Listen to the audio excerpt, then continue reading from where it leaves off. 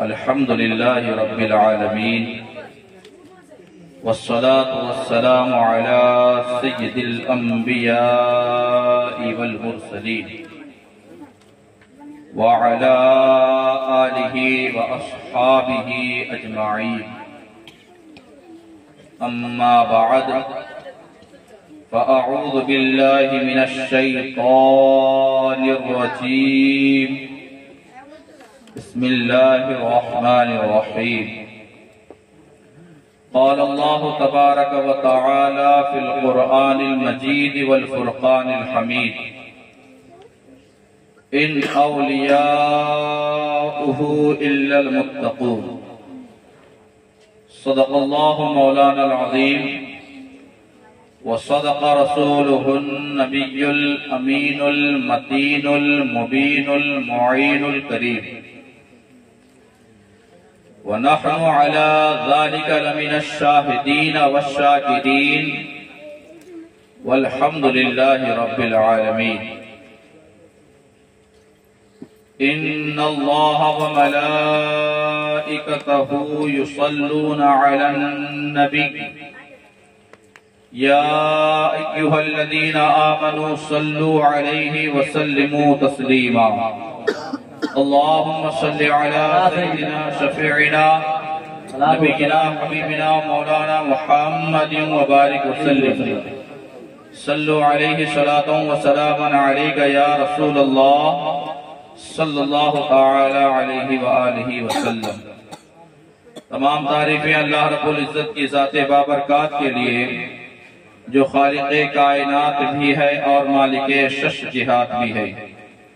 درود و سلام کی تمام تر قسمیں نازل ہوں اس کے پیارے حبیب، ہم طبیبوں کے طبیب، آقا نامدار، مدنی تاجدار، دونوں عالم کے مالک و مختار، ہم غریبوں کے غم گسار، سید ابرار و خیار، نائب پروردگار، مولا کل ختم رسول، جان عالمین، سید المرسلین، خاتم النبیین، رحمت للعالمین، شفیع المذنبین، طٰہ و یاسین، جناب پاک محمد رسول اللہ صلی اللہ علیہ وآلہ وسلم پر، ان کی آل پر، ان کے اصحاب پر، اللہ رب العزت کے حمد و ثنا اور نبی کریم صلی اللہ علیہ وسلم پر درود و سلام کے بعد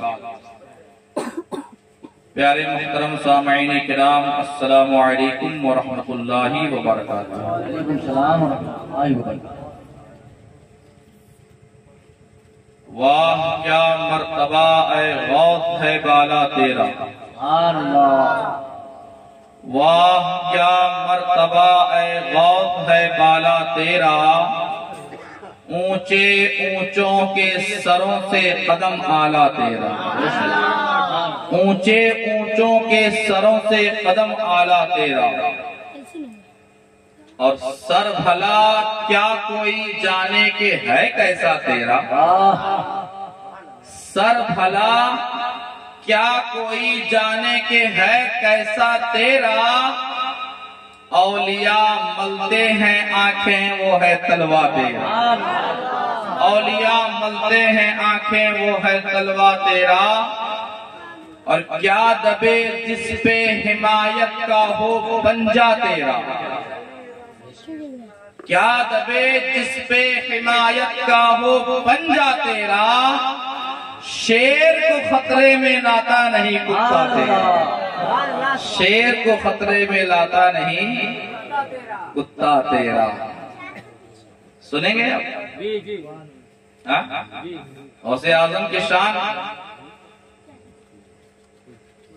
بہت خوشی کی بات ہے کہ ممبران نے محفل غوثیہ سجائی ہے اور علماء کرام کو مدعو کیا ہے، نعت خوانوں کو بلایا ہے، علماء کو بلایا ہے، طلبہ کرام کی حوصلہ افزائی کی ہے.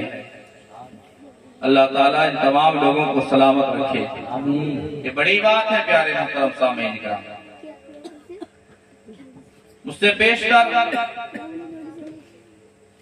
شعراء کرام نے آپ لوگوں کو نعت نبی سنائی اور ایک خطابت بھی آپ لوگوں نے سماعت کی پر مغز خطابت. اور نقیب صاحب بھی ماشاءاللہ بڑی اچھی نقاوت فرما رہے ہیں. اللہ تعالیٰ ان کو سلامت رکھے، ان کے علم و عمل میں برکتیں عطا فرمائے. آمین ثم آمین. میں آپ لوگوں کی بیداری کو چیک کرنے کی کوشش کر رہا ہوں کہ آپ لوگ بیدار ہیں یا نہیں. تو میں چاہتا ہوں کہ غوث اعظم رضی اللہ تعالی عنہ کی شان میں ایک دو شعر میں بھی ترنم میں گنگنا دوں تاکہ آپ لوگوں کے اندر بھی کچھ بیداری آ جائے، تھوڑی گرمی آ جائے تو پھر بیان سناؤں. سنیں گے؟ سنیں گے؟ یہ بہت پرانا کلام ہے لیکن بڑا زبردست کلام ہے. ایک مرتبہ درود پاک پڑھنے چاہیے. صلاۃ و سلام علیک یا رسول اللہ صلی اللہ علیہ وسلم. میرے ساتھ مل کر ذرا اس کو گنگنائیں. نظر کرم خدا را، نظر کرم خدا را، نظر کرم خدا را، نظر کرم خدا را.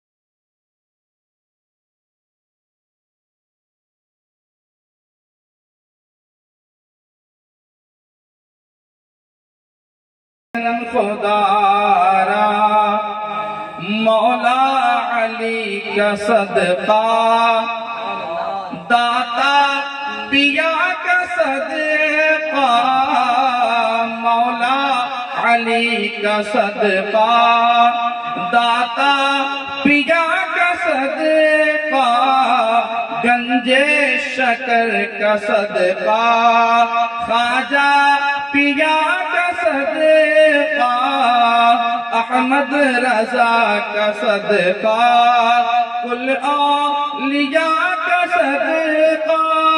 میری لاج رکھ لو یا غو، میری لاج رکھ لو یا غو، میں مرید ہوں تمہارا.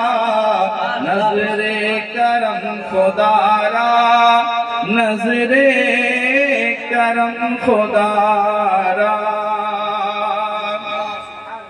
جھولی ہماری بھر دو، جھولی ہماری بھر دو، ورنہ کہے گی دنیا. جھولی ہماری بھر دو، ورنہ کہے گی دنیا. جھولی ہماری بھر دو، ورنہ کہے گی دنیا. ایسے سخی کا منگتا، ایسے سخی کا منگتا، پھرتا ہے مارا مارا. نظر کرم خدا را، نظر کرم خدا را. آخری بند یہ عطائے دستگیری کوئی میرے دل سے پوچھے یہ عطائے دستگیری، کوئی میرے دل سے پوچھے وہی آ گئے مدد کو، میں نے جب جہاں پکارا سرکار غوث اعظم نظر کرم خدا را، سرکار غوث اعظم نظر کرم خدا را۔ درود پاک پڑھیں، اللہم صلی علی محمد صلی اللہ علیہ وسلم سیدنا شفیع انبیاء حبیبنا مولانا محمد بارک وسلم، صلو علیہ الصلوۃ والسلام علیک یا رسول اللہ صلی اللہ تعالی علیہ وسلم۔ علماء کرام یہاں پر موجود ہیں، ان کے چہرے کی زیارت آپ لوگ کریں، اس میں بڑی برکتیں ہیں۔ یہ غوث پاک کی محفل ہے، آپ لوگ یہاں پر غوث پاک کی محفل میں تشریف لائے، آپ لوگوں نے بڑی سعادتیں حاصل کی، کیونکہ غوث پاک کی محفل میں آپ آئے، ایک تو محفل میں آنا ثواب ہے۔ سبحان اللہ۔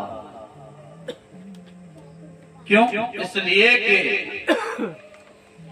جہاں پر اللہ اور اس کے رسول اور اس کے محبوبوں کا ذکر ہوتا ہے، خدا کی نظر رحمت وہاں پر ہوتی ہے۔ سبحان اللہ، سبحان اللہ۔ کسی نے کیا ہی خوب کہا ہے کہ جہاں ذکر حبیب ہوتا ہے، جہاں ذکر حبیب ہوتا ہے، خود خدا بھی قریب ہوتا ہے، اور ایسی محفل میں بیٹھنے والا آدمی بڑا خوش نصیب ہوتا ہے، بڑا خوش نصیب ہوتا ہے۔ ایک تو آپ محفل غوثیہ میں آئے ہیں، اس کی برکتیں حاصل کر رہے ہیں۔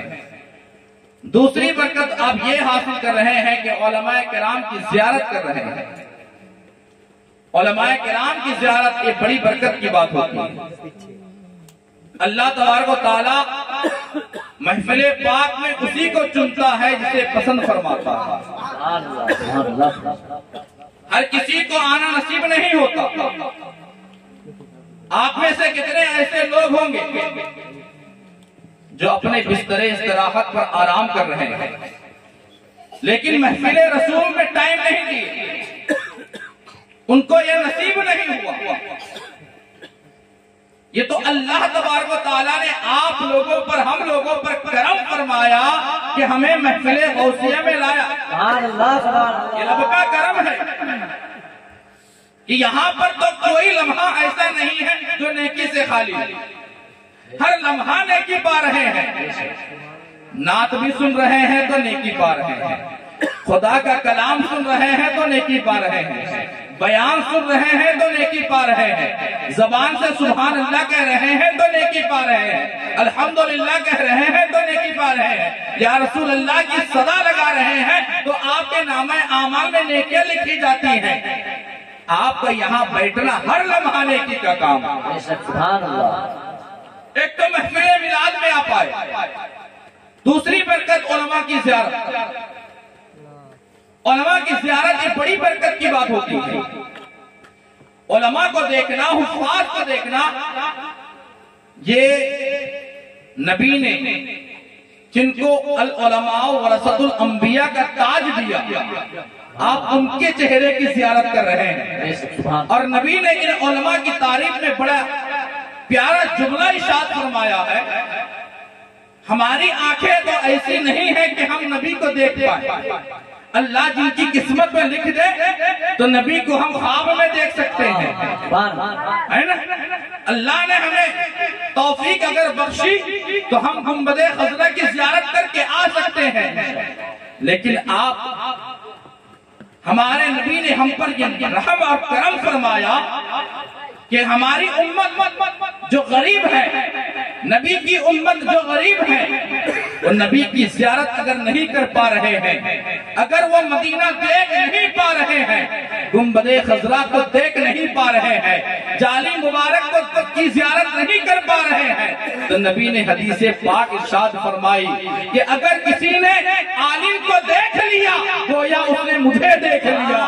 نبی نے فرمایا من زار عالما فکأنما زارنی، جس نے کسی عالم کو دیکھا گویا اس نے مجھے دیکھا۔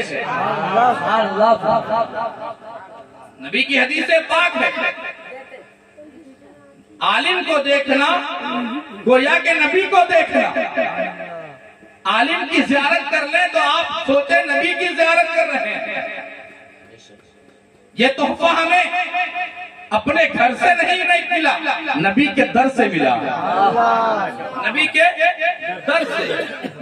اور آپ ابھی محفل پاک ختم ہوگی تو جانے سے پہلے علماء سے مصافحہ کر کے ضرور جائیں گے، یہاں کے حفاظ سے مصافحہ کر کے ضرور جائیں گے، کیونکہ ان سے مصافحہ نبی سے مصافحہ۔ نبی نے فرمایا من صافح عالما فکأنما صافحنی، جس نے کسی عالم سے مصافحہ کیا گویا اس نے مجھ سے مصافحہ۔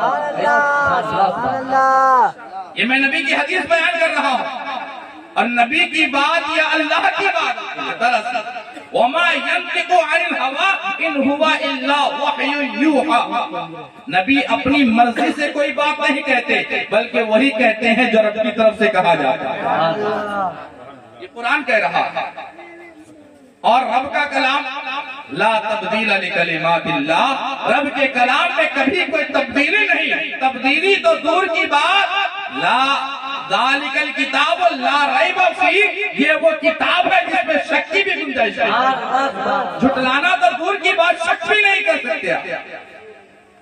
اور آپ نبی کی مجلس میں بیٹھے ہیں، علماء کی مجلس میں آپ بیٹھے ہیں، بیانات سن رہے ہیں، نعت سننے نبی کی، غوث پاک کے منقبت سنیں، ایمان میں تازگی پیدا ہو رہی ہے، ایمان کو جلا مل رہا ہے، ایمان ہمارا زندہ ہو رہا ہے۔ اگر ہم گھر پہ سوئے ہوتے تو یہ برکتیں نہیں مل پاتی، یہ رحمتیں نہیں مل پاتی۔ یہاں سے جائیں گے کچھ نہ کچھ سیکھ کر ضرور جائیں گے، کیونکہ یہ مجلس ہی ایسی ہے جو نبی کی مجلس میں آیا ہے اللہ تبارک و تعالیٰ قیامت کے روز اسے جنت میں بٹھائے گا۔ یہ میں نہیں، نبی کی حدیث بیان کر رہی ہے۔ نبی فرماتے ہیں من جالس عالما فکأنما جالسنی، جو کسی عالم کی مجلس میں بیٹھا گویا وہ میری مجلس میں بیٹھا۔ ومن جالسنی اجلسہ اللہ یوم القیامہ فی الجنہ، اور جو میری مجلس میں بیٹھا گویا وہ اللہ تبارک و تعالیٰ اسے بروز حشر جنت میں بٹھائے۔ سبحان اللہ، سبحان اللہ، بے شک سبحان اللہ۔ تو کتنی بڑی برکت کی بات، آپ علماء کی مجلس میں آئے ہیں، اور غوث پاک آج تک 11ویں کا بھی دن گیا، 12ویں کی رات لگی، دونوں نسبتیں، 11ویں غوث پاک کی نسبت، 12ویں نبی کی نسبت، کتنی برکتیں ہیں۔ پیارے مسلمانوں، آپ اپنی قسمت پر ناز کریں، ایسی محفل ہمیں ملی ہے، اور مجھے میرا یقین بولتا ہے کہ اس محفل پاک میں خود حضور غوث اعظم بھی موجود ہوں۔ ایک وقت میں جب غوث اعظم 70 مریدوں کے گھر جا سکتے ہیں تو کیا ہم گنہگاروں کے گھر نہیں آ سکتے؟ یہ غوث اعظم کا کرم ہے۔ غوث اعظم خود ارشاد فرماتے ہیں میں اپنے مریدوں کو، اپنے چاہنے والوں کو اس طرح دیکھتا ہوں جس طرح میں ہاتھ کی ہتھیلی کو دیکھتا ہوں۔ سبحان اللہ۔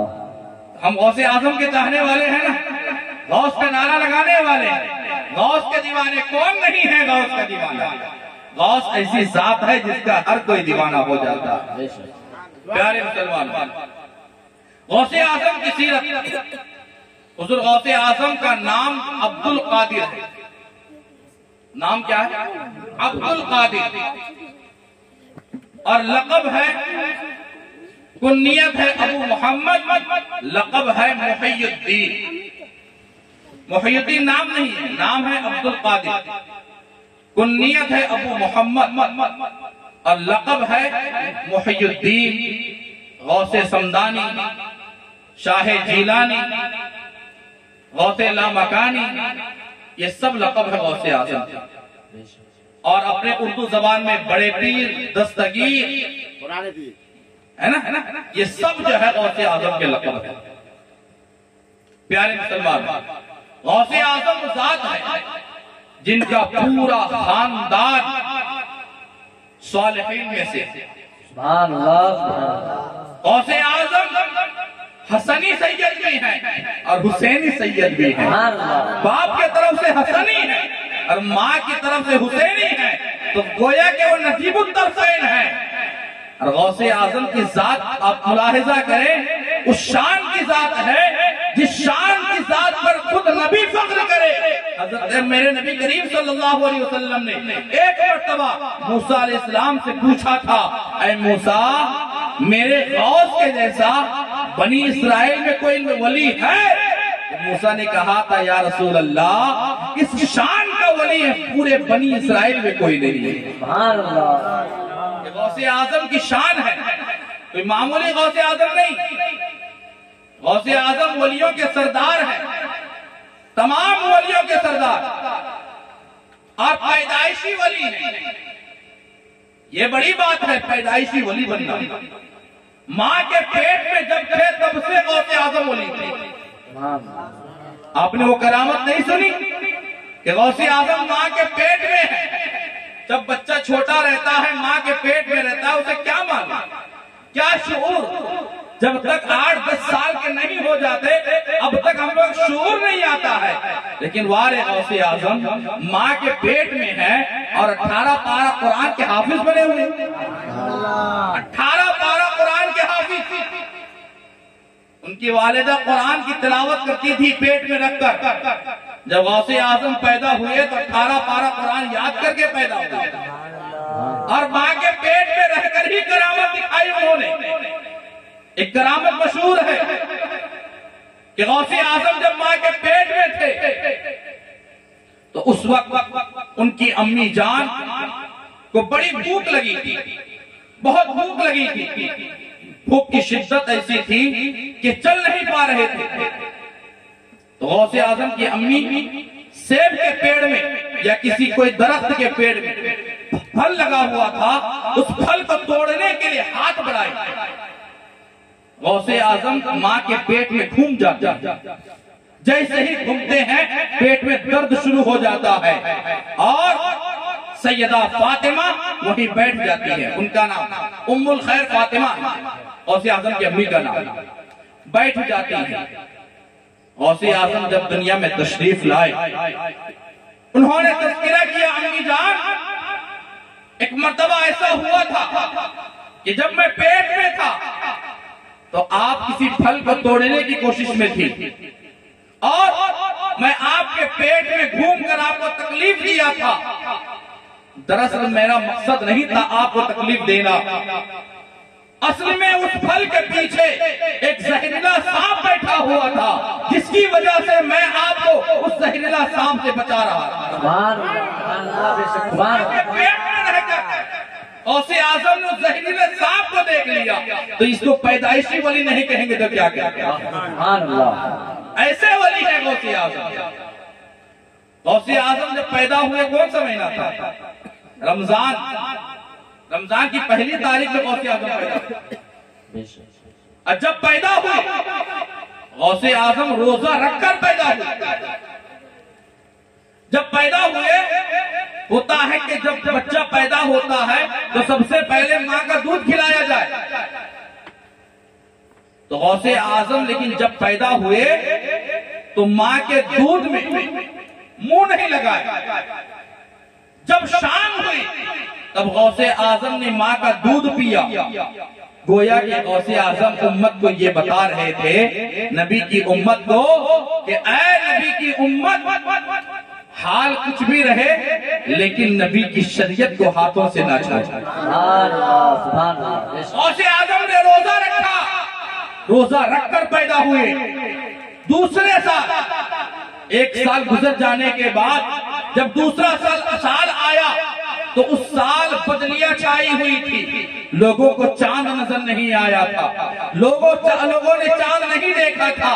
غوث اعظم کی امی کے پاس آئے کیونکہ انہوں نے سنا تھا کہ غوث اعظم روزہ رکھ کر پیدا ہوئے تھے۔ پورے رمضان غوث اعظم دن میں کبھی دودھ نہیں پیتے تھے، جب شام کا وقت ہوتا تھا تو ماں کا دودھ نوش فرمایا کرتے تھے۔ یہ غوث اعظم کی کرامت مشہور ہو گئی تھی۔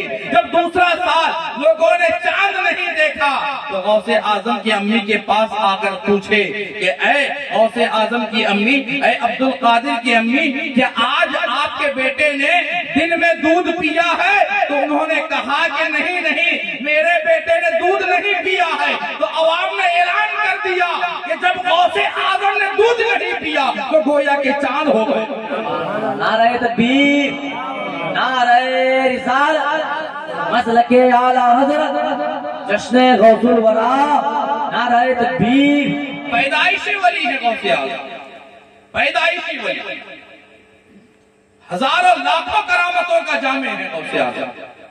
ان کی کرامتوں کا شمار کوئی کر ہی نہیں سکتا۔ ایسی کرامتیں، ایسی کرامتیں دکھائیں کہ جن کا شمار نہیں کیا جا سکتا۔ حضور غوث اعظم کا بچپن کا واقعہ آپ نے سنا ہوگا، مشہور واقعہ ہے، لیکن یہ واقعہ ہمیں درس دیتا ہے۔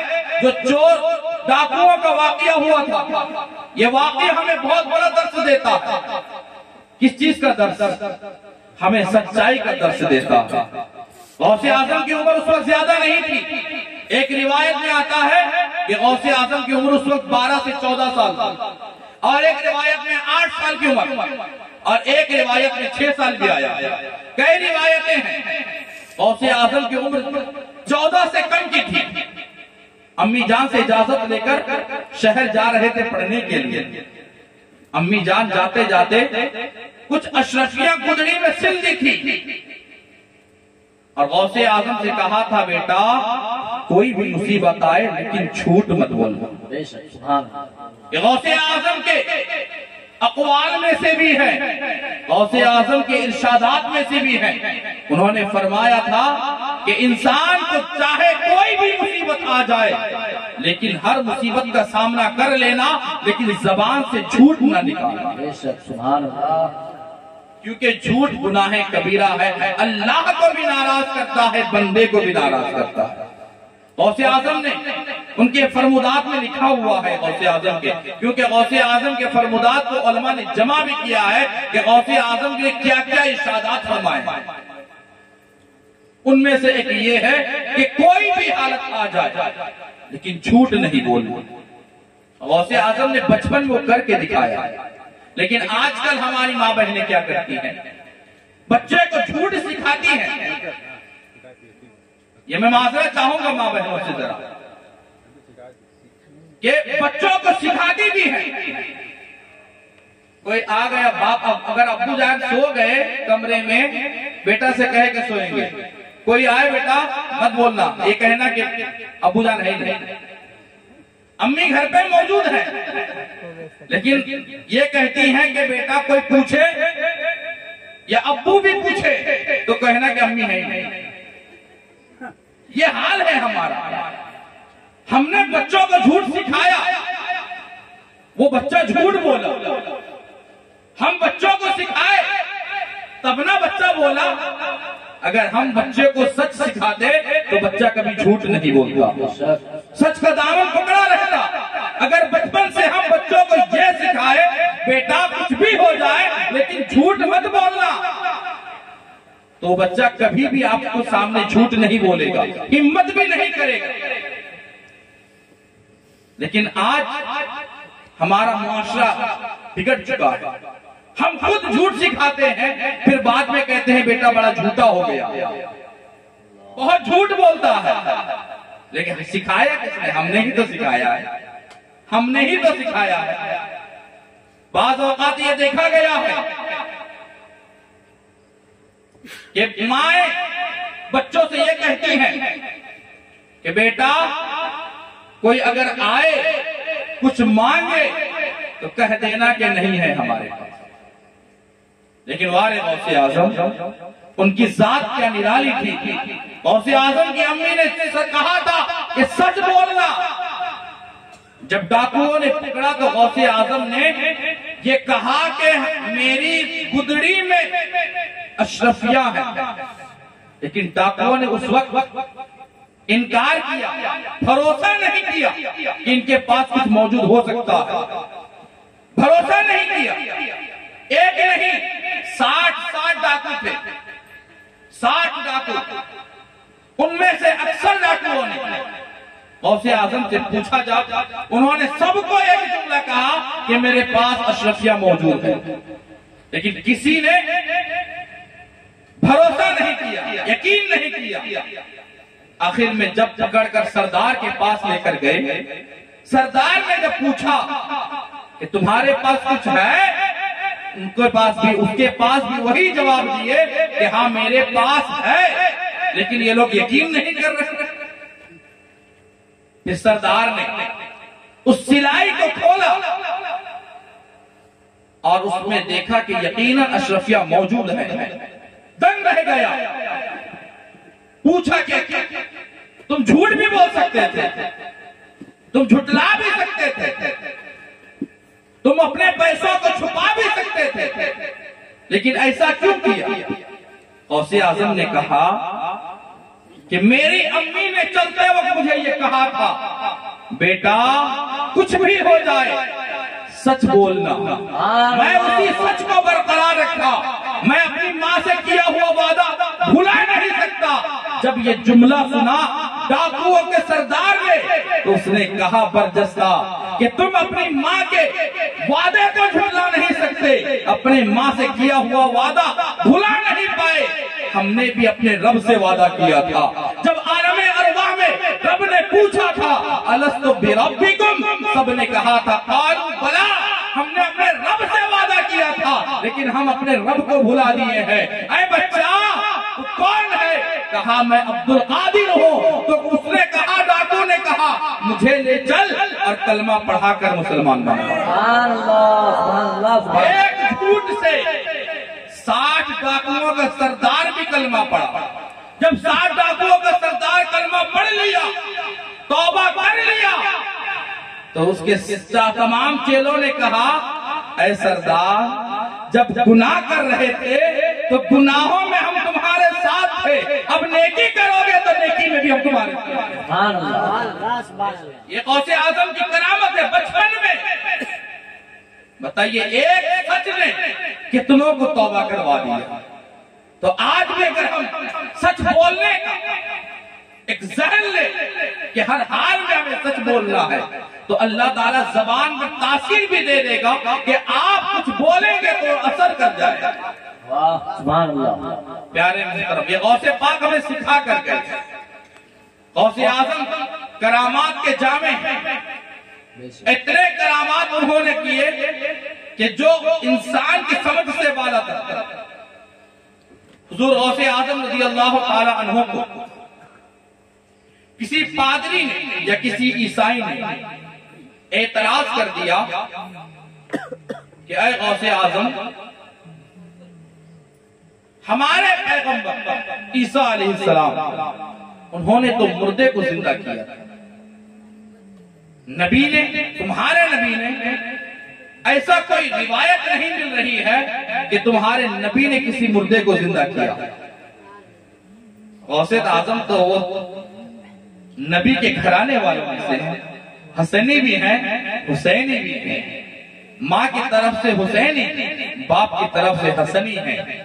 غوث اعظم کو جب انہوں نے یہ تانا دیا، فوراً غوث اعظم کو جلال آیا اور انہوں نے کہا کہ تیرے پیغمبر نے مردے کو زندہ کیا، وہ تیرے پیغمبر نہیں ہمارے پیغمبر ہے، وہ ہمارے پیغمبر۔ اب تو ہم میرے پیغمبر کی بات کر رہا ہے، ہمارے نبی کی باتیں کر رہا ہے۔ میں تو نبی نہیں ہوں، میں نبی نہیں ہوں، لیکن نبی کے غلاموں کے غلام میں سے ہوں۔ مجھے لے چل کسی قبرستان پر، میں مردے کو زندہ کر کے دکھاؤں گا، سبحان اللہ، زندہ کر کے دکھاؤں گا۔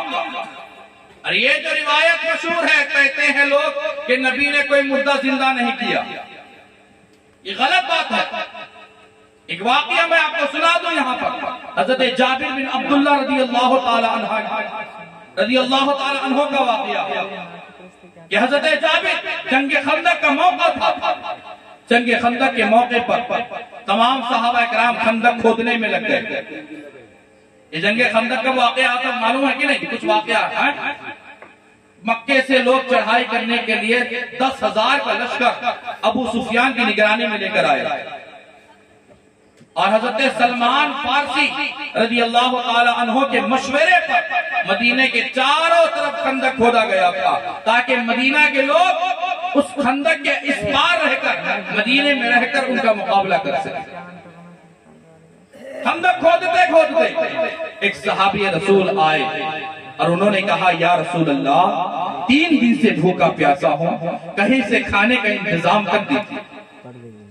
اور انہوں نے اپنا کپڑا اٹھا کر دکھایا کہ پیٹ پر پتھر بنا ہوا تھا. جیسے ہی اس صحابی رسول نے اپنے پیٹ کے پتھر کو دکھایا تو نبی نے اپنے پیراہن مبارک کو اٹھایا. کیا دیکھتے ہیں صحابہ کہ ان کے پیٹ میں تو ایک پتھر تھا، نبی کے پیٹ میں 2 پتھر ہوتا. اللہ بھوک کا یہ عالم تھا. بغل میں حضرت جابر بن عبداللہ اس منظر کو دیکھ رہے تھے. دیکھتے دیکھتے وہ بغیر کچھ کہے اپنے گھر تشریف لاتے ہیں. اپنی بیوی سے آ کر پوچھتے ہیں بیوی گھر میں کچھ کھانے کو موجود ہے؟ میں نے وہ منظر دیکھا ہے کہ نبی کے پیٹ میں پتھر بندھا ہوا ہے، میری آنکھوں سے آنسو ٹپک پڑے ہیں، میں نبی کو کھانا کھلانا چاہتا ہوں. بیوی نے خوشی کے مارے کہا کہ تھوڑا سا جو موجود ہے اور ایک بکری کا بچہ ہے، بس اور کچھ. تو حضرت جابر بن عبداللہ نے کہا کہ بیوی تم کھانے کا انتظام کرو، میں نبی کی دعوت کر کے آتا ہوں. حضرت جابر بن عبداللہ آئے نبی کی بارگاہ میں، کہنے لگے یا رسول اللہ دوپہر کا کھانا میرے گھر میں تناول فرمائیں گے اور کچھ صحابہ کو لے کر جائیں گے کیونکہ کھانا بڑا مختصر ہے. نبی نے جیسے ہی جابر کی دعوت سنی، نبی نے اعلان کیا ہے میرے صحابہ سن لو، جابر سب کو تمہارا اپنے گھر پہ دعوت دے رہا ہے. جابر بن عبداللہ پریشان، یا رسول اللہ کیا کروں؟ تھوڑا سا جو کا آٹا ہے اور چھوٹی سی بکری کا بچہ اور اتنے صحابہ کیسے کھلاؤں؟ پریشان. نبی نے کہا اے میرے جابر پریشان ہونے کی حاجت نہیں ہے، تم کھانا بنا کر میری چادر لے کر اس کھانے میں ڈھک دینا اور تمام صحابہ کو کھلاتے رہنا، لیکن جب تک تمام صحابہ نہ کھا لے کپڑے کو مت اٹھانا. دوپہر کا وقت ہوتا ہے، جابر بن عبداللہ نے بکری ذبح کر دی. بکری کو ذبح کرتے ہوئے جابر بن عبداللہ کے 2 بیٹوں نے دیکھا تھا. یہ تو ایک واقعہ بتا رہا تھا. جابر بن عبداللہ کے 2 بیٹوں نے دیکھا تھا. چھوٹے بھائی نے بڑے بھائی سے کہا کہ بھائی جان ابو نے بکری کے بچے کو کیسے ذبح کیا؟ بڑے بھائی نے دکھانے کے لیے چھری لی اور چھوٹے بھائی کے گلے پر چلا دیا. جب چھوٹا بھائی کے گلے سے خون کا فوارہ جاری ہوا تو بڑا بھائی دیکھ کر گھبرا کر بھاگنے لگے. بھاگتے بھاگتے پیر پھسلا اور زمین پر گر گئے، وہ بھی وفات پا گئے، دونوں وفات پا گئے. جابر بن عبداللہ کی بیوی نے یہ منظر دیکھا، کلیجہ پھٹ گیا. لیکن واہرے جابر بن عبداللہ کی بیوی صحابیات تھی، ان کے دل میں کیا جذبہ تھا نبی کی تعظیم کے لیے، نبی کے احترام کے لیے، نبی کی دعوت کے لیے. اپنے دونوں بیٹوں کو بند کمرے میں سلا کر چادر لٹا دیا اور نبی کی دعوت میں مصروف ہو گئی. نبی کریم صلی اللہ علیہ وسلم دوپہر کے وقت میں صحابہ کرام کو لے کر آ گئے. عورتیں روٹیاں بنا رہی ہے، سالن بن کر تیار ہے. جابر بن عبداللہ کھلاتے گئے، تمام صحابہ نے کھا لیا. وہ چھوٹی سی بکری کا بچہ کتنا گوشت ہوگا؟ 3 سے 4 کلو 5 کلو گوشت ہوگا. اس 5 کلو گوشت کو اتنے صحابہ نے کھا لیا. یہ نبی کا معجزہ تھا، یہ نبی کا معجزہ. آخر میں جابر بن عبداللہ اور نبی کریم صلی اللہ علیہ وسلم بچ گئے۔ نبی نے فرمایا اے جابر لاؤ دسترخوان بچھاؤ اب ہم کھاتے ہیں۔ حضرت جابر بن عبداللہ نے دسترخوان لگا دیا۔ نبی کریم صلی اللہ علیہ وسلم کو فرشتے نے آ کر خبر کر دی یا رسول اللہ واقعہ کچھ یہ ہوا۔ نبی نے فرمایا جابر میں تو تمہارے بچوں کے ساتھ کھانا کھاؤں گا، بچے کہاں ہیں بلا کر لاؤ، بچوں کے ساتھ کھانا کھاؤں گا۔ حضرت جابر بن عبداللہ بیوی کے پاس جاتے ہیں، اس وقت جابر کو بھی معلوم نہیں بچوں کا کیا ماجرا ہوا ہے۔ جابر بن عبداللہ کی بیوی اپنے آنکھوں میں آنسوؤں کو لے کر نبی کی خدمت میں لگی ہوئی ہے۔ جا کر جابر بن عبداللہ پوچھتے ہیں کہ اے میری محترمہ ہمارے بچوں کو نبی بلا رہے ہیں، نبی بچوں کے ساتھ کھانا کھانا چاہتے ہیں۔ جابر بن عبداللہ کی بیوی نے کہا کہ بچوں کو سلا دیا گیا ہے، آپ نبی کے ساتھ بیٹھ کر کھانا کھا لیں اور کہہ دیں کہ بچے سو گئے، بچے آرام کر رہے ہیں۔ جابر بن عبداللہ نے آ کر کہا، نبی نے کہا کہ نہیں میں کھانا کھاؤں گا تو بچوں کے ساتھ کھاؤں گا تو بچوں کے ساتھ۔ جابر بن عبداللہ پھر اٹھ کر گئے، نبی کہہ رہے ہیں کہ بچوں کے ساتھ کھائیں گے، بچوں کو لاؤ۔ تو ان کی بیوی نے سارا ماجرا سنا دیا کہ ماجرا یہ ہوا ہے، دونوں بچے نہیں ہیں تو جائیں گے کہاں سے۔ جابر بن عبداللہ نبی کی بارگاہ میں آئے، آ کر کہنے لگے یا رسول اللہ ماجرا یہ ہوا ہے، واقعہ یہ ہوا ہے۔ نبی کریم صلی اللہ علیہ وسلم نے کہا اے جابر بن عبداللہ میں آج کھاؤں گا تو تمہارے بچوں کے ساتھ کھاؤں گا، تم جاؤ بچوں کے کمرے میں اور جا کر بچوں سے کہو اے بچوں تم اٹھو اور نبی کے دسترخوان میں حاضر ہو جاؤ۔ جابر بن عبداللہ جاتے ہیں اور جانے کے بعد بچوں سے کہتے ہیں اے میرے بچوں تمہیں نبی بلا رہے ہیں، تم نبی کے پاس جاؤ، نبی دسترخوان میں بیٹھے ہوئے ہیں۔ جیسا ہی کہنا تھا وہ بچے دونوں اٹھ کر نبی کی بارگاہ میں حاضر ہو جاتے ہیں۔ یہ معجزہ نہیں تو کیا ہے، نبی نے مردے کو زندہ نہیں کیے تو کیا کیا۔ سبحان اللہ سبحان اللہ۔ ذرا غور تو کریں، نبی نے تو ڈوبا ہوا سورج واپس کر دیا، مردے کو زندہ کرنا کون سی بڑی بات ہے؟ مردے کو زندہ کرنا یہ کون سی بڑی بات ہے؟ ہزاروں لاکھوں کلومیٹر دور چاند رہتا ہے، اشارہ کیا تو چاند دو ٹکڑا ہو گیا، مردے کو زندہ کرنا کون سی بڑی بات؟ مٹھی میں کیا ہے نبی نے اس کو دیکھ لیا اور اس مٹھی میں بند مٹھی میں کنکری سے نبی نے اپنا کلمہ پڑھا دیا۔ یہ معجزہ نہیں تو کیا؟ درخت کا اشارہ نبی نے کیا تو درخت اپنے پورے ڈال کے ساتھ نبی کے قدموں میں حاضر ہو گئے، معجزہ۔ ذرا غور تو کریں، حضور غوث پاک کو جب اس نے کہا کہ تمہارے نبی نے تو معجزہ نہیں کیا، مردے کو زندہ نہیں کیا، غوث اعظم نے کہا چلو مجھے قبرستان لے کر۔ غوث اعظم کا کھیل ہی تھا مردے کو زندہ کرنا، زندے کو مردہ کرنا، یہ ان کا کھیل تھا۔ غوث اعظم کو لے کر گئے، جانے کے بعد غوث اعظم کو اشارہ کیا اس قبرستان کے مردے کو اٹھائے۔ غوث اعظم نے دیکھ لیا، عالم کشف میں دیکھ لیا، اس مردے کے حال کو جان لیا، اور وہ مردہ حضرت دانیال علیہ السلام کے امت میں سے تھا اور وہ مزامیر بجاتا تھا۔ حضرت موسیٰ علیہ السلام حضرت دانیال علیہ السلام کی امت کا تھا وہ مردہ۔ حضرت غوث اعظم نے کہا کہ یہ تو ان کی امت کا ہے مردہ، 100 سال سے بھی زیادہ ہو گیا ہے، اس کو اس کے حالت میں اٹھاؤں یا یوں ہی اٹھاتا۔ غوث اعظم نے اشارہ کیا تو وہ مردہ اپنی حالت سے اٹھ کر کھڑا ہو گیا۔ بتائیے یہ نبی کریم صلی اللہ علیہ وسلم نے غوث اعظم رضی اللہ تعالی عنہ کو اس طرح عطا کیا۔ غوث اعظم کے بچپن کا ایک واقعہ ہے، بڑا پیارا واقعہ۔ ایک عورت غوث اعظم کے نانا کے پاس آئی، ان کے نانا کا نام ہے حضرت عبداللہ صومعی، وہ بھی وقت کے بہت بڑے ولی، کشف و کرامت کے جامع، اور اس زمانے کے وہ قطب تھے۔ حضرت غوث اعظم کے نانا جان اس زمانے کے قطب تھے۔ ان کے پاس عورت آئی اور کہنے لگی کہ میرے پاس ایک ہی بچہ تھا، اور یہ بچہ انتقال کر گیا، میرا کلیجہ پھٹ رہا ہے، اس بچے کو آپ زندہ کر دیجئے، کچھ ایسی کرامت دکھا دیجئے کہ میرا بچہ زندہ ہو جائے۔ حضرت عبداللہ صومعی نے اپنی نگاہ کو بند کی اور لوح محفوظ کو دیکھا، اور آخر آنکھیں کھولنے کے بعد کہا کہ یہ بچہ اب دوبارہ زندہ نہیں ہو سکتا، تم دوسرے بچے کی تیاری کرو۔ یہ عورت مایوس ہو کر ان کے دربار سے واپس ہو رہی تھی، دربار میں کھڑا ہوا ایک شخص جو حضرت عبداللہ صومعی کا خادم تھا، انہوں نے دیکھ لیا، عورت کے حال زار کو دیکھ لیا، بڑی رو رہی تھی، بڑی چیخ رہی تھی۔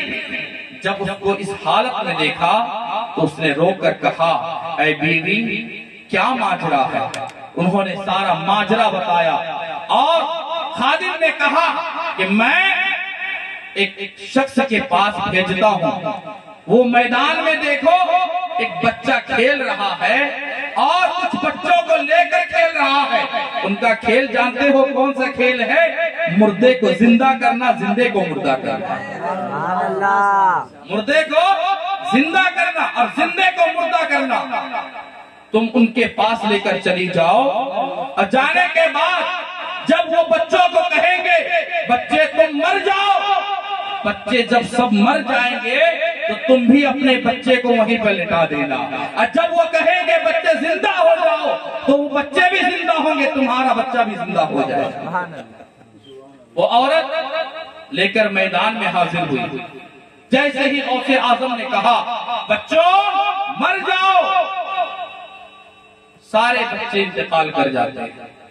یہ عورت موقع پا کر اپنے بچے کو بھی لٹا دیتی ہے، لٹائی جیسے غوث اعظم نے تھوڑی دیر کے بعد کہا بچوں زندہ ہو جاؤ، جیسے ہی کہا تو سارے بچے کھڑے ہو گئے، لیکن وہ بچہ نہیں اٹھا۔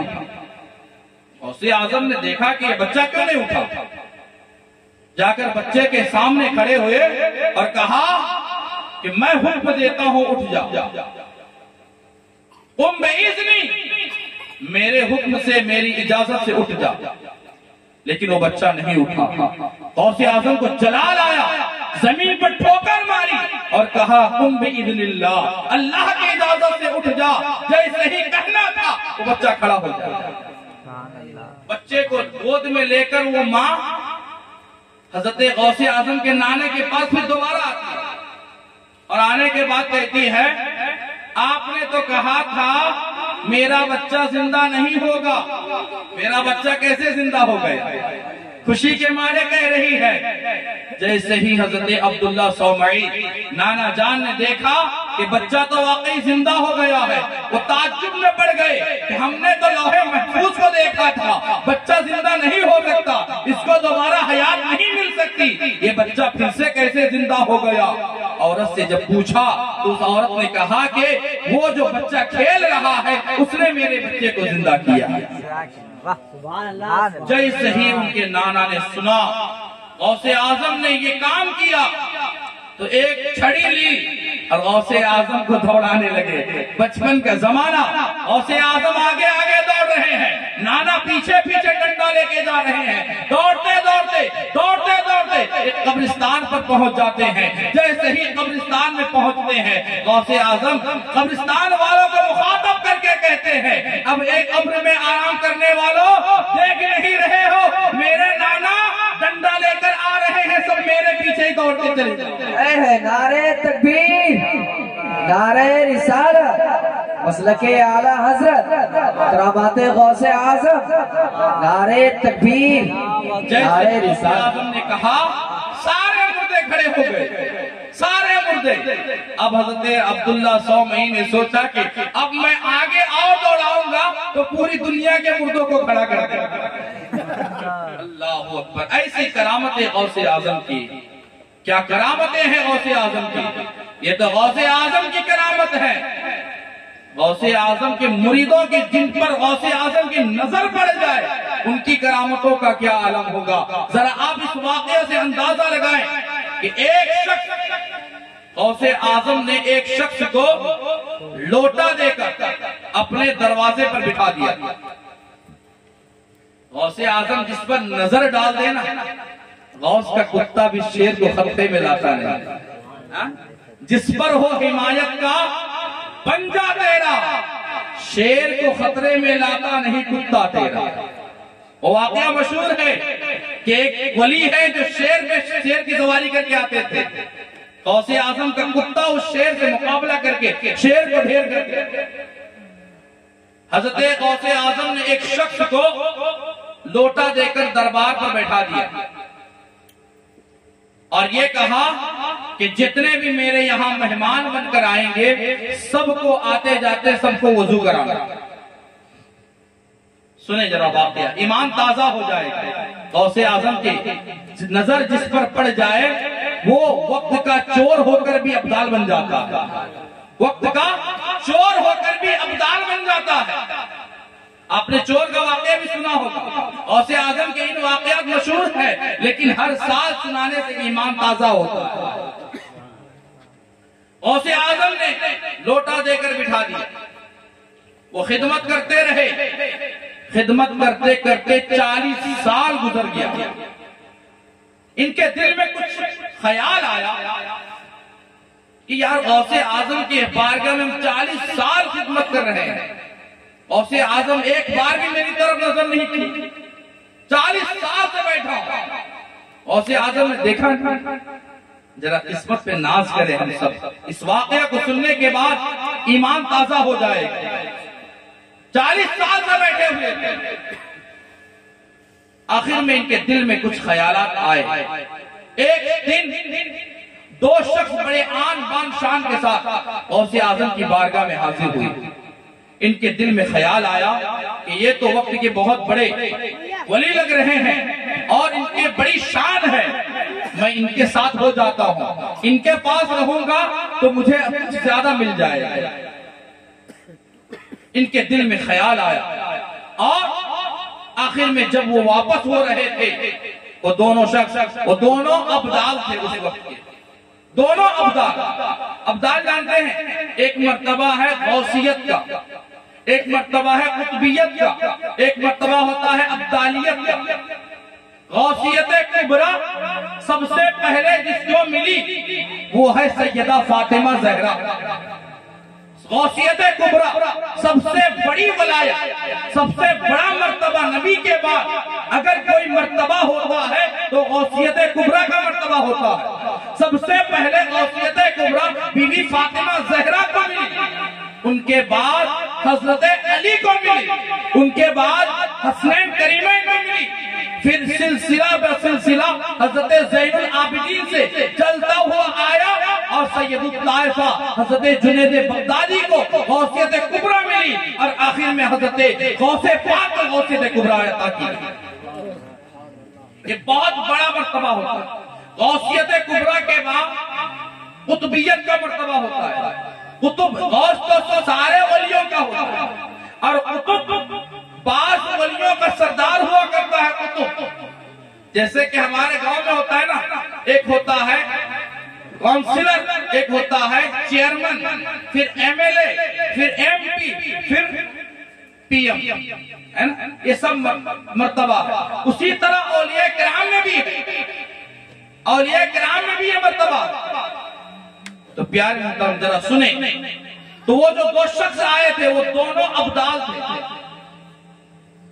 جب وہ واپس ہوئے تو وہ ان کے ساتھ ہو گئے کہ ہمیں آپ کے ساتھ جانا ہے، مجھے آپ کے ساتھ رہنا ہے.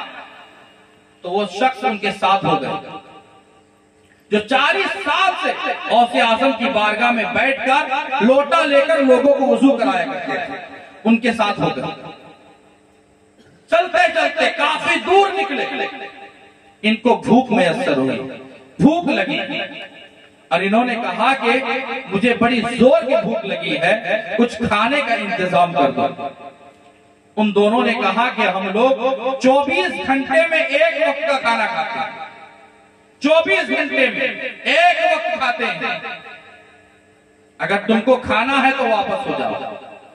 ان کے دل میں خیال آیا کہ میں تو غوث کے دربار میں رہتا تھا، تینوں وقت کا کھانا کھاتا تھا، ان کے ساتھ تو 24 گھنٹے میں ایک وقت کا ملے گا۔ ذرا سنیں، آخر میں بڑے مجبور ہو کر ان کے ساتھ رہے۔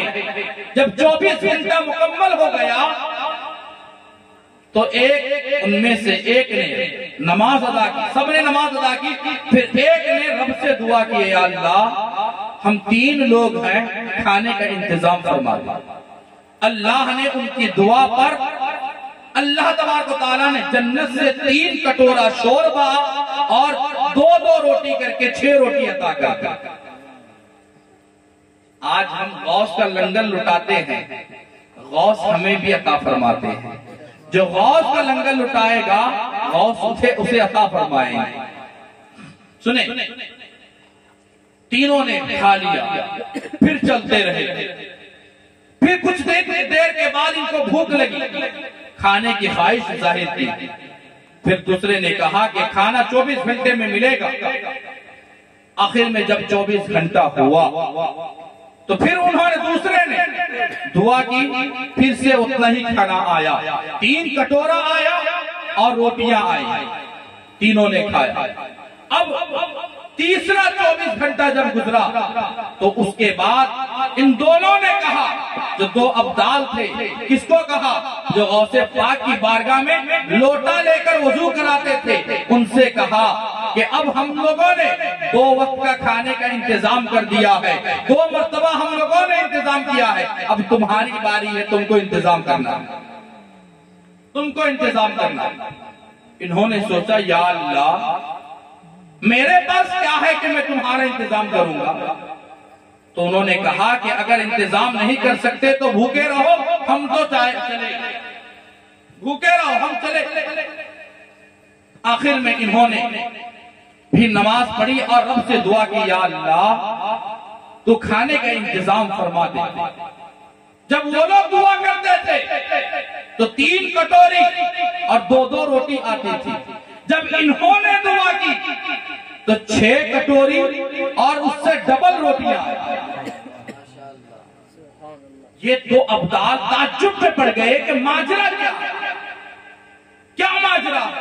ہم لوگ جب دعا کرتے تھے تو 3 کٹوریاں آتی تھی، اور جب تم نے دعا کیا تو 6 کٹوریاں آئی اور روٹیاں بھی ڈبل آئی۔ ماجرا سمجھ میں نہیں آیا، کون ہو تم؟ تو اس نے کہا کہ پہلے تو تم لوگ یہ بتاؤ کہ تم لوگ جو دعا کرتے تھے رب سے، وہ کس کا وسیلہ لے کر دعا کرتے تھے؟ کیا کہہ کے رب سے مانگتے تھے کہ رب تمہیں کھانا عطا فرماتا؟ ان دونوں ابدالوں نے کہا کہ ہم رب سے یہ دعا کرتے تھے، مولا غوث پاک کے دربار میں جو شخص 40 سال سے بیٹھ کر وضو کراتا ہے، اللہ اس کے وسیلے سے ہمیں کھانا عطا فرما۔ ہمیں جب یہ دعا کرتے تھے اس کا نام لے کر، اس کے وسیلے سے، تو رب ہمیں دن رات میں کھانا عطا فرماتا ہے۔ جب یہ شخص سنا کہ اس کے وسیلے سے دعا مانگی جاتی تھی تو وہ شخص جواب دیا کہ تم لوگ جس کے وسیلے سے دعا مانگتے تھے وہ کوئی اور نہیں بلکہ میں ہی تو ہوں، میرے وسیلے سے تم دعا مانگنا۔ انہوں نے سوچا تھا کہ غوث پاک میری طرف نظر نہیں کر رہے تھے، اب ان کو محسوس ہوا کہ غوث اعظم کی نظر تو 40 سال میں کبھی بھی مجھ سے جدا نہیں تھی۔ نگاہ ولی میں وہ تاثیر دیکھی، بدلتی ہزاروں کی تقدیر دیکھی۔ ایک معمولی سا آدمی غوث کی بارگاہ میں بیٹھ کر صرف وضو کراتے تھے تو ان کا یہ مرتبہ کہ ابدال ان کے وسیلے سے دعا کرتے تھے، تو غوث اعظم کا مرتبہ کیا ہوگا؟ اس وضو کرانے والے کا مرتبہ یہ ہے تو غوث کا مرتبہ کیا ہوگا؟ جو غوث کا مرتبہ جب یہ ہے تو حسین کا مرتبہ کیا ہوگا؟ حسن کا مرتبہ کیا ہوگا؟ اور جب حسین و حسین کا مرتبہ یہ ہے تو علی و فاطمہ کا مرتبہ کیا ہوگا؟ اور جب ان کا مرتبہ یہ ہے تو نبی کا مرتبہ کیا ہوگا؟ پیارے غوث اعظم رضی اللہ تعالیٰ عنہ، سنیں گے نا؟ تھک تو نہیں گئے نا؟ ایک مرتبہ نبی پر درود پاک پڑھ لے، اللہم صلی علیہ، زبان میٹھی ہو جائے گی، پڑھے درود پاک، اللہم صلی علیہ سیدنا شفیعنا نبینا حبیبنا مولانا محمد وآلہ وسلم، صلو علیہ السلام علیکہ یا رسول اللہ یا حبیب اللہ صلی اللہ تعالی علیہ وسلم۔ ایک مرتبہ غوث اعظم نے بغداد شریف میں ظہر کی نماز پڑھائی اور ظہر کی نماز کے بعد یہ اعلان کیا کہ کل صبح کی نماز جو شخص میرے پیچھے پڑے گا میں اسے اپنے ساتھ جنت میں لے جاؤں گا۔ سنیں یہ بات، غوث اعظم نے ظہر کی نماز میں اعلان کیا کہ کل صبح کی نماز جو شخص میرے پیچھے ادا کرے گا میں اسے اپنے ساتھ جنت میں لے جاؤں گا۔ اتفاق سے ظہر کی نماز کی جماعت میں حضور خواجہ غریب نواز بھی موجود تھے، حضور غریب نواز بھی حاضر تھے۔ جب خواجہ غریب نواز کو یہ اعلان سنائی دی تو غریب نواز نے سوچا کہ کیوں نہ غریبوں کا بھلا کر۔ اس وقت ان کا نام معین الدین تھا، غریب نواز نہیں تھا، معین الدین تھا۔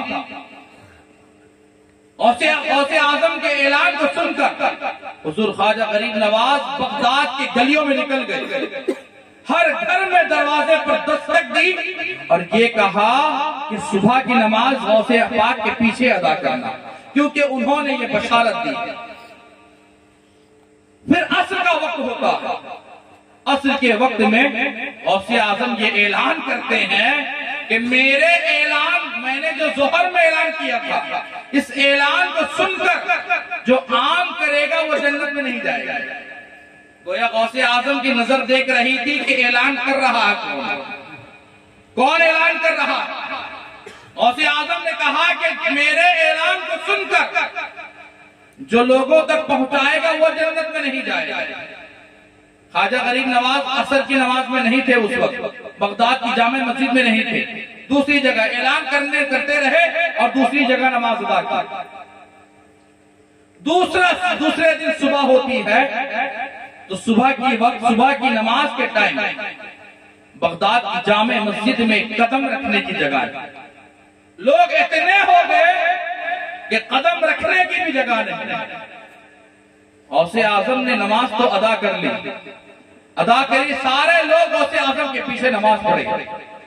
اس کے بعد غوث اعظم نے پیچھے مڑ کر پوچھا کہ میرے اعلان کو سن کر کس نے لوگوں تک پہنچایا، ذرا اس شخص کا نام بتائے۔ وہ شخص کھڑا ہو۔ خواجہ غریب نواز جماعت کے بیچ سے کھڑے ہوتے ہیں اور دست بستہ عرض کرتے ہیں، اے غوث اعظم، اے عبد القادر جیلانی، اس اعلان کو میں نے پھیلایا۔ غوث اعظم نے کہا کہ کیا عصر کا اعلان تم نے نہیں سنا تھا؟ میں نے عصر میں یہ کہا تھا کہ میرے اعلان کو سن کر جو پھیلائے گا وہ ساتھ میں جنت نہیں جائے گا۔ خواجہ غریب نواز نے کہا کہ ٹھیک ہے، میں اکیلے جنت میں آپ کے ساتھ نہیں گیا تو کیا ہوا، پورا بغداد تو آپ کے ساتھ جنت میں جائے گا، پورا بغداد تو آپ کے ساتھ جنت میں جا رہا ہے۔ پھر خواجہ غریب نواز اوپر سے کہتے ہیں کہ حضور میں جنت میں کیسے نہ جاؤں، کیونکہ میں نے بھی تو آپ کے پیچھے نماز ادا کی، میں نے بھی تو آپ کے پیچھے پڑھی ہے۔ جیسے ہی یہ جواب سنا حضور غوث اعظم نے معین الدین چشتی کو سینے سے لگایا اور انہوں نے کہا جاؤ آج سے تم خواجہ غریب نواز، غریبوں کو نوازنے والا۔ یہ لقب ایک روایت کے مطابق حضور غوث اعظم نے دیا، کیا پیارا لقب ہے محترم۔ غوث اعظم یہ کرامت کے مالک، جامع کرامت ہے۔ غوث اعظم کا ایک جملہ ہے، قدمی ہادی علی رقبت کل ولی، میرا یہ قدم ہر ولی کی گردن پر ہے، میرا یہ قدم ہر ولی کی گردن پر ہے۔ جب لوگوں نے سنا، اولیاء کرام نے یہ غوث اعظم کا یہ جملہ سنا تو سارے اولیوں نے اپنی گردنیں جھکا دی۔ خواجہ غریب نواز نے کتابوں میں آتا ہے ایک روایت میں نے پڑھی کہ غوث اعظم کا یہ اعلان سن کر خواجہ غریب نواز نے اپنی گردن کو زمین پر جھکا دیا اور کہا کہ حضور صرف گردن پر قدم نہیں بلکہ سر پر آپ کا قدم ہے۔ سبحان اللہ، سبحان اللہ، یہ گردن، یہ سر، یہ آنکھیں، جہاں چاہو رکھو قدم غوث اعظم، جہاں چاہو رکھو قدم غوث اعظم۔ غوث اعظم کے پیروں کے پیر سید الطائفہ حضرت جنید بغدادی ابھی غوث اعظم پیدا بھی نہیں ہوئے اور ان کو بشارت ملی کہ ایک ولی پیدا ہوگا جس کو اللہ نے ولایت کا تاج دیا ہے، ولایت کا سردار بنایا ہے، اور اس کا یہ جملہ ہوگا قدمی ہادھی علی رقبت کل ولی کی۔ جب حضرت جنید بغدادی کو یہ سنائی دیا، یہ الہام ہوا، تو جنید بغدادی ابھی غوث پاک پیدا بھی نہیں ہوئے، جنید بغدادی کہتے ہیں کہ غوث اعظم پیدا بھی نہیں ہوئے ہیں، میں ابھی سے اپنی گردن کو ان کے سامنے جھکا دیتا ہوں۔ پیروں کے پیر ہیں سید الطائفہ، غوث اعظم کے پیروں کے پیر۔ غوث اعظم کے سلسلے میں، پیروں کے سلسلے میں حضرت جنید بغدادی کا بھی نام آتا ہے۔ کون ہے جنید بغدادی؟ جن کو سید الطائفہ کہا جاتا ہے۔ یہ بغداد کے بہت بڑے ابدال میں سے ہے جنید بغدادی۔ یہ پہلے اللہ کے ولی بعد میں ہوئے۔ ایک واقعہ آپ کو سنا دو سید الطائفہ کے تعلق سے۔ حضرت جنید بغدادی پورے بغداد کے بڑے پہلوان کہلاتے ہیں، بہت بڑے پہلوان تھے جن کی پہلوانی مشہور تھی، اور ایک بادشاہ کے دربار میں رہتے تھے۔ کیسے ولایت ان کو ملی ذرا سنیں۔ حضرت جنید بغدادی کے شہرت پورے بغداد اور عراق میں موجود تھی۔ ایک مرتبہ بادشاہ نے یہ اعلان کیا کہ جنید بغدادی کو جو شخص ہرا دے گا، پہلوانی میں شکست دے دے گا، اسے بہت سارے انعامات دیے جائیں گے۔ ایک شخص تھا، بغداد شہر میں رہتا تھا، بڑی غریبی کی میں جیتا تھا وہ شخص، لیکن وہ شخص کوئی اور نہیں، آل رسول میں سے تھا، نبی کے گھرانے میں سے تھا، نبی کی اولاد میں سے تھا۔ جب اس نے یہ سنا کہ سید الطائفہ جنید بغدادی کو جو شخص شکست دے دے گا، ہرا دے گا، اسے بہت سارے انعامات ملیں گے، بیٹیوں کی شادی سر پر رکھی ہوئی۔ یہ بوڑھا شخص جو چلنے بھی نہیں پاتے تھے، انہوں نے کہا کہ میں یہ چیلنج کو قبول کرتا ہوں۔ اور ایک دن طے ہوا، لوگوں نے کہا کہ یہ دیکھو، یہ بوڑھا شخص اپنے آپ کو ہلاک کرنے کے لیے آیا ہے، اپنے آپ کو مارنے کے لیے آیا ہے۔ لوگوں نے یہ سوچا، لیکن جیسے ہی میدان میں آئے، حضرت جنید بغدادی خود دیکھ کر دنگ رہ گئے، اور انہوں نے بادشاہ سے کہا کہ اس لاغر، اس کمزور شخص سے میرا مقابلہ ہوگا، میں کیا اس بڑے شخص سے لڑوں گا؟ تو بادشاہ نے کہا کہ اس سے مقابلہ کرنا ہے۔ جیسے ہی سید الطائفہ جنید بغدادی میدان میں تشریف لائے، اس کے بعد وہ شخص جب مقابلہ شروع ہوا تو جب ایک دوسرے کے ساتھ دستوں گریباں ہوئے تو وہ شخص جنید بغدادی کے کان میں کہتا ہے کہ میں کوئی پہلوان تو نہیں ہوں، میں کوئی بہادر نہیں ہوں، میں کوئی ہتھیار بند انسان نہیں ہوں، میں ایک غریب شخص ہوں جس کی بیٹی کی شادی ہے، بادشاہ نے انعام کا اعلان کیا ہے، میں نے سنا ہے کہ آپ آل رسول کی بڑی عزت کرتے ہیں، نبی کے آل کی بڑی عزت کرتے ہیں، میں نبی کی آل میں سے ہوں، نبی کی اولاد میں سے ہوں۔ جیسے ہی جنید بغدادی نے یہ سنا کہ یہ نبی کی اولاد میں سے ہے تو جنید بغدادی کے پیروں تلے سے زمین کھسک گئی۔ انہوں نے یہ سوچا کہ آج اگر میں اس شخص کو ہرا دوں تو قیامت کے روز نبی کو کیا منہ دکھاؤں گا۔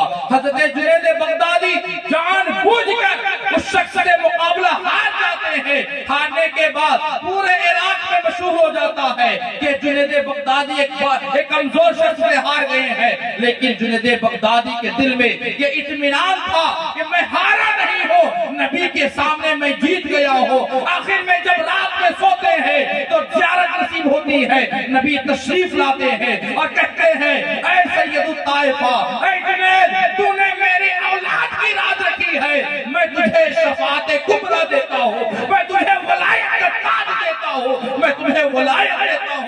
اللہ کے ولی بن گئے۔ سبحان اللہ سبحان اللہ۔ حضرت جنید بغدادی کو اس طرح ولایت دی۔ پیارے محترم، اللہ تبارک و تعالیٰ نے ہمیں بھی غوث پاک کا سایہ عطا فرمایا ہے۔ ہم غوث اعظم کے سائے تلے جی رہے ہیں۔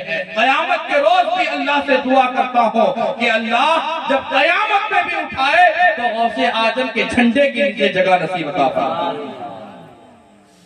پیارے محترم، غوث اعظم کا ایک فرمان آپ کو سنا دوں، بس 2 پار ہو چکا ہے، اب میں بیان کو سمیٹ رہا ہوں۔ غوث اعظم کہ لنگر کو لٹانا بہت اچھی بات ہے، غریبوں کو کھلانا بہت اچھی بات ہے، محفلیں منانا بہت اچھی بات ہے، غوث اعظم کی یاد منانا بہت اچھی بات ہے، لیکن اس سے زیادہ اچھی بات غوث اعظم کے فرمان پر عمل کرنا، یہ اس سے زیادہ اچھی بات ہے۔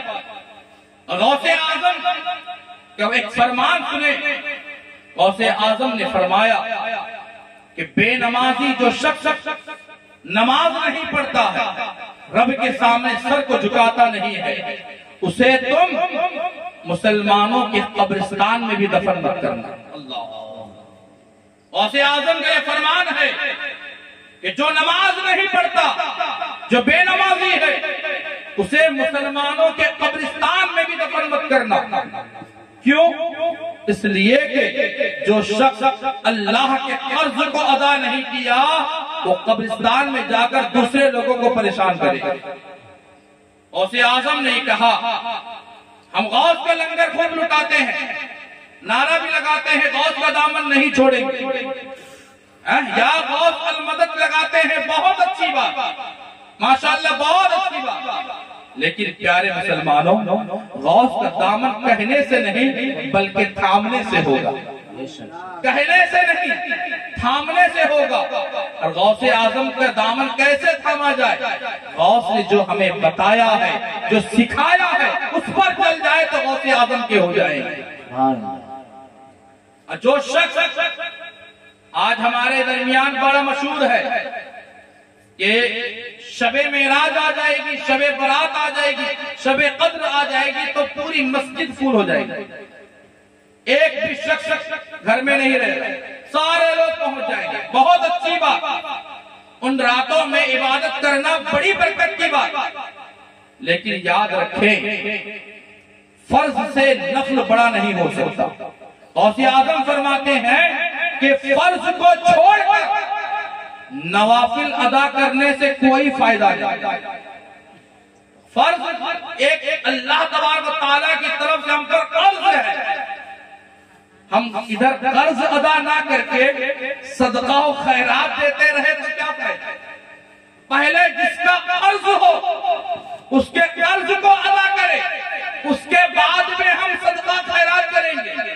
اب قرض ہی ادا نہیں کیا تو اللہ کا قرض ہے فرض، نفل اللہ کا قرض نہیں، تو فرض کو چھوڑ کر نوافل ادا کریں گے تو نوافل اللہ زمین و آسمان کے درمیان معلق رہیں گے، لیکن اگر فرض ادا کیے تو رب کی بارگاہ میں ڈائریکٹ۔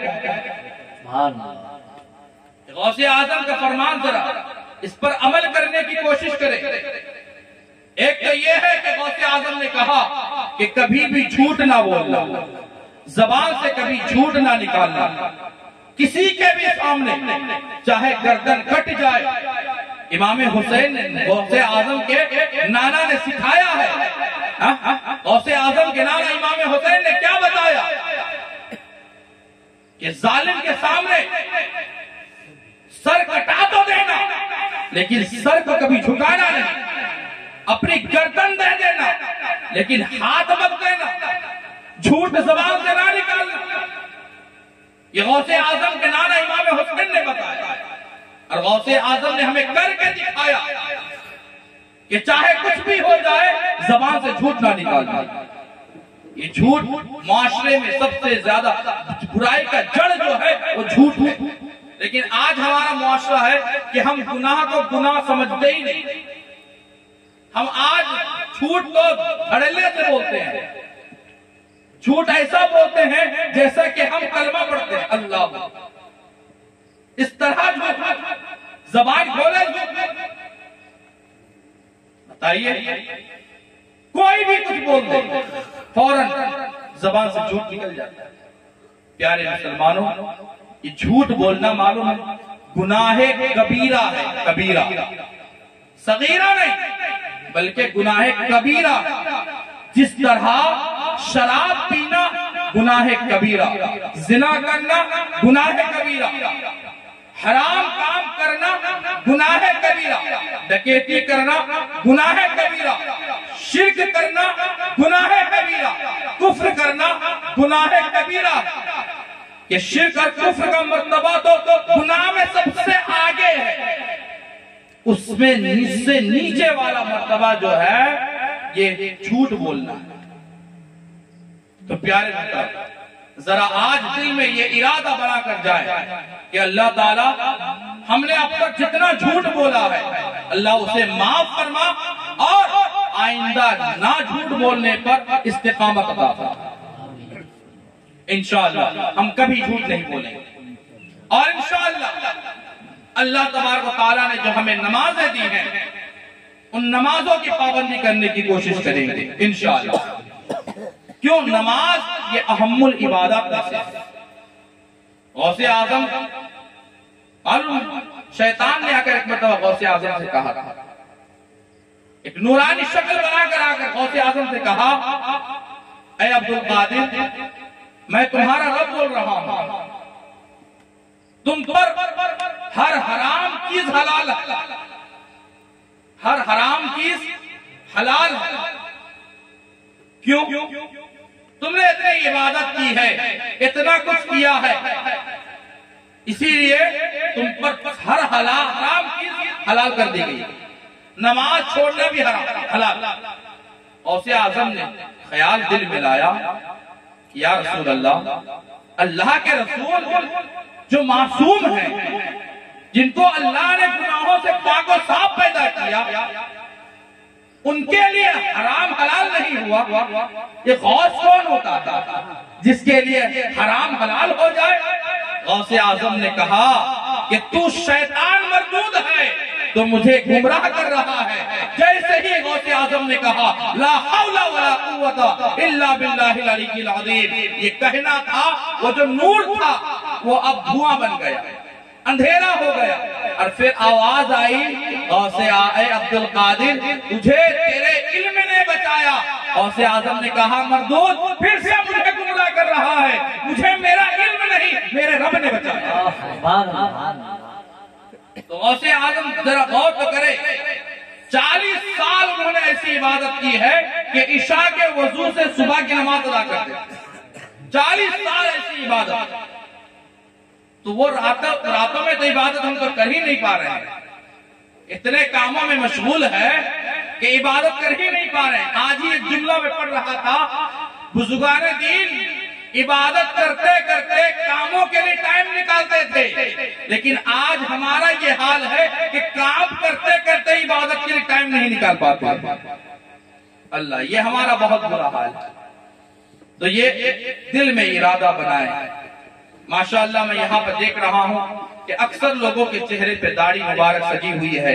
اللہ تعالیٰ آپ لوگوں کے چہرے پر نور بھر دے، اللہ تعالیٰ آپ لوگوں کے چہرے پہ داڑھی کی برکتیں عطا فرمائے اور آپ لوگوں کی بخشش فرما دے۔ میں دعا کرتا ہوں داڑھی مبارک رکھے ہیں تو آپ رب کے سامنے نماز بھی پڑھ لیں، نمازی بھی بن جائیں، تو اللہ تبارک و تعالیٰ آپ کے سارے پچھلے گناہوں کو معاف فرما دے گا۔ ایک حدیث پاک بیان کرتا ہوں پھر میں اپنے بیان کو ختم کروں گا۔ نبی فرماتے ایک حدیث پاک سن لے نمازیوں کے تعلق سے، نمازی ذرا اپنی قسمت پر ناز کرے اور یہ حدیث پاک سنے، اور جو لوگ نماز نہیں پڑھتے ہیں وہ بھی اس حدیث پاک کو سن کر عمل کرنے کی کوشش کریں گے۔ نبی فرماتے ہیں کہ جب کوئی بندہ مومن اچھی طرح وضو کر کے رب کی بارگاہ میں اپنے سر کو جھکانے کے لیے، نماز پڑھنے کے لیے اچھی طرح وضو کر کے کھڑا ہوتا ہے تو گناہ لکھنے والے فرشتے گناہ کی گٹھری کو لے کر کھڑے ہو جاتے ہیں جو اس کے سر پہ رکھی ہوئی ہوتی ہے۔ رب سے پوچھتے ہیں اے مولا، یہ تو اب وضو کر کے آیا ہے تیرے سامنے اپنے سر کو جھکانے کے لیے، اس کے گناہ کی گٹھری کو کیا کریں؟ رب فرمائے گا اے میرے فرشتوں میں یہ گوارا نہیں کروں گا کہ بندہ میرے سامنے اپنے سر کو جھکائے اور اس کا سر گناہوں سے لت پت ہو، اس کا سر گناہوں سے لت پت ہو، یہ مجھے گوارا نہیں ہے۔ تو اسی لیے اے میرے فرشتے اس کے گناہ کی گٹھری کو اتار کر زمین پر رکھ دو۔ پھر وہ فرشتہ گناہ کی گٹھری کو اتار کر زمین پر رکھ دیتا ہے، اور پھر جب یہ شخص نماز ادا کر لیتا ہے تو وہی فرشتہ پھر سوال کرتا ہے مولا اس گناہ کی گٹھری کو کیا کروں، پھر سے سر پہ رکھ دوں؟ رب فرماتا ہے اے میرے فرشتے جس گناہ کی گٹھری کو میں نے سجدے کی برکت سے اتار کے پھینک دیا ہے اسے اور نہیں چلانا، اسے ہمیشہ کے لیے پھینک دے۔ سبحان اللہ۔ تو آپ نماز ادا کریں گے گناہ کی گٹھری آپ کے سر سے اتر جائے گی۔ نبی کی ایک اور حدیث ہے، نبی فرماتے ہیں مثال دے کر کہ اے میرے صحابہ ذرا بتاؤ تمہارے گھر کے سامنے سے ایک نہر جاری ہو اور اس نہر میں تم 5 وقت دن میں 5 وقت نہاؤ غسل کرو تو کیا تمہارے بدن میں کوئی میل باقی رہے گا؟ تو فرشتے نے جواب دیا یا رسول اللہ، وہ صحابہ نے جواب دیا یا رسول اللہ 5 وقت نہانے کے بعد کوئی میل باقی نہیں رہے گا۔ نبی نے فرمایا یہی حال اس شخص کا ہے جو رب کی بارگاہ میں 5 وقت نمازیں ادا کرتا ہے، اس کے بدن سے گناہ کے میل کو اتار دیتا ہے۔ تو انشاءاللہ العزیز آج سے ہم اللہ کی بارگاہ میں سر کو جھکانے کی کوشش کریں گے۔ مولا تعالیٰ سے میں دعا کرتا ہوں کہ میرے بیان میں کسی قسم کی کوئی غلطی ہو تو میں توبہ پڑھوں، آپ سب بھی میرے ساتھ توبہ پڑھ لیں۔ یہ بارگاہ ہے غوثیہ میں ہم حاضر ہیں، غوث پاک کی محفل میں حاضر ہیں۔ اس محفل میں اللہ کے نوری فرشتے بھی موجود ہیں، غوث پاک کے نظر کرم بھی ہیں، نبی بھی نظر کرم فرمائے ہوئے ہیں۔ مجھے یقین ہے اللہ کے نبی ہمیں دیکھ رہے ہیں۔ ہم آج اس محفل پاک میں رب کی بارگاہ میں توبہ کرتے ہیں سچے دل سے۔